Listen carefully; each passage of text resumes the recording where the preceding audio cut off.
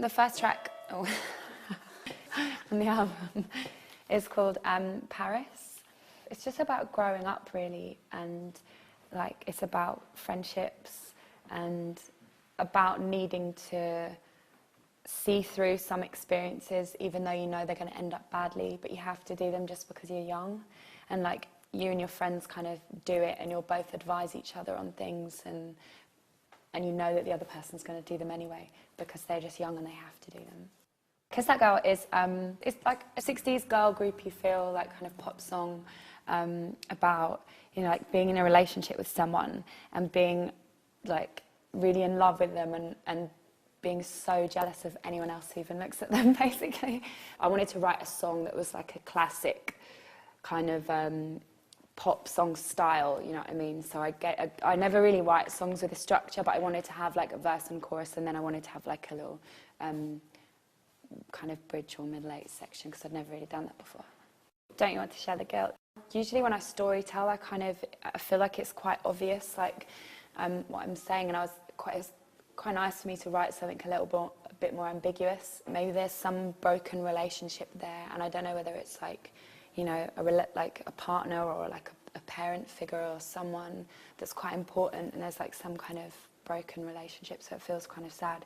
But then the end turns into like this monologue that's a bit of a rant and like a ramble, and it steers away from the subject, and it doesn't really make any sense, but it's like almost trying to find yourself and like what you like, and trying to figure out who you are and like where you stand, and like, you know, in the world. So that's kind of what that song's about.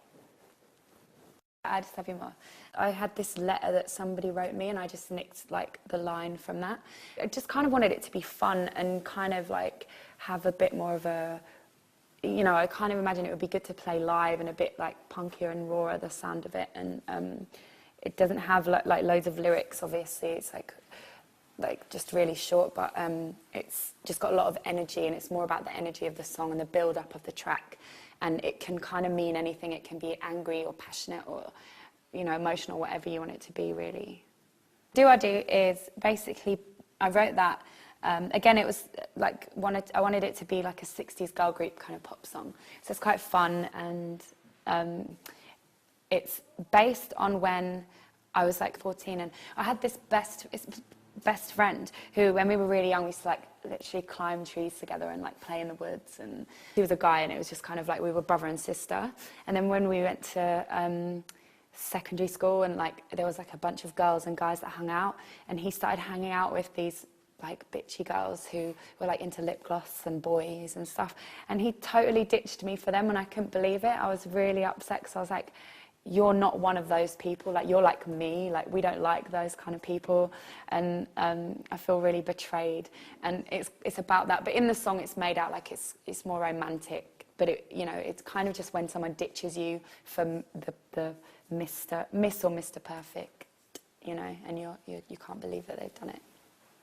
Take Me to a Higher Plane is it's quite a sad song. Like initially, like it starts out quite confused and kind of dark, you know, like talking about taking your life. You know, when you feel like the world is too small and you wish you could fly to another planet or something.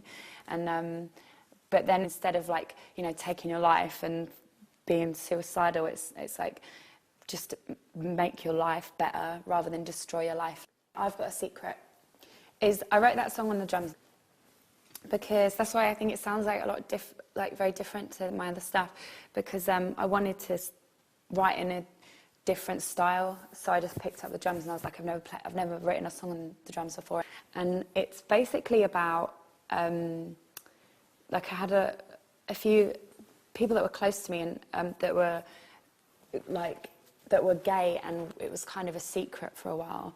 And then, you know, it's about people being, you know, judgmental and homophobic, basically, and that's really and the reason that people have to keep it, you know, like that people have to keep it a secret because other people will judge. Mansion Song starts off as a spoken word piece, and it's really like aggressive and angry. It came out of me like after a festival, and I'd seen all these like groupies hanging around, and it just really pissed me off.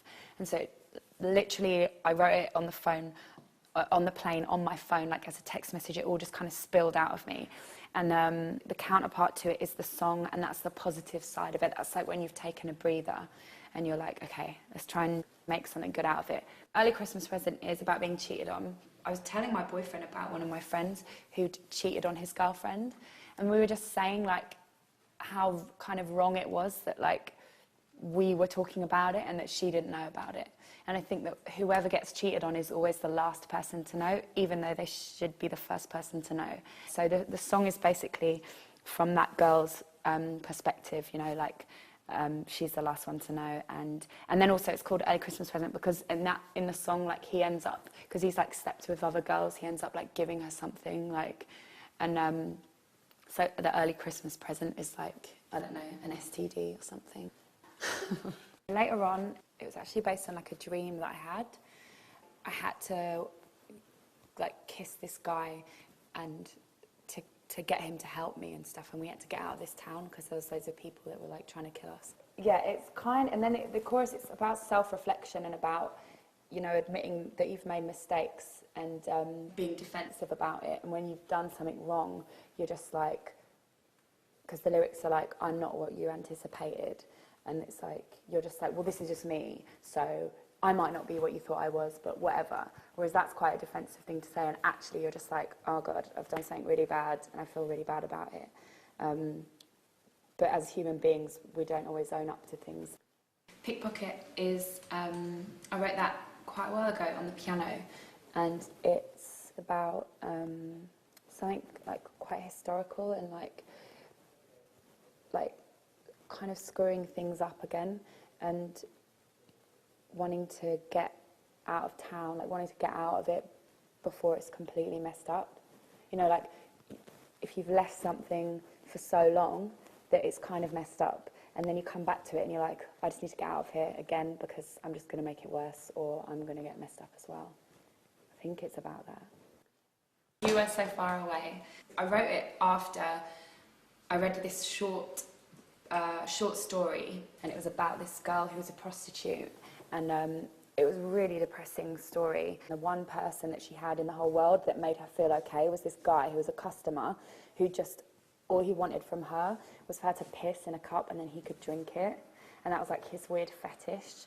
And it made her feel secure because he didn't ask anything of her, like, you know, she didn't have to do anything to him, he just wanted to do that. So after that I wrote this song, and it's kind of, you know, got little references to, like, I guess the whole side of her being a prostitute, and then also in terms of how everybody feels sometimes so close to the edge and like depressed about things.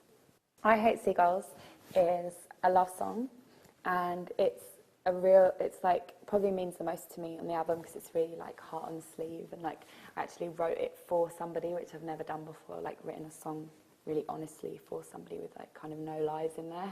It starts off listing loads of things that I hate, like I hate seagulls, I hate being sick, I hate like horrible people, I hate all these things, I hate making mistakes, and then it resolves by saying, but I have a friend, and it says all this like nice stuff about like loving this friend, and it basically means, you know, everything that you hate and everything that is crap in the world can be okay if you love someone and they love you back, because you could just hate it together and then kind of shut it out.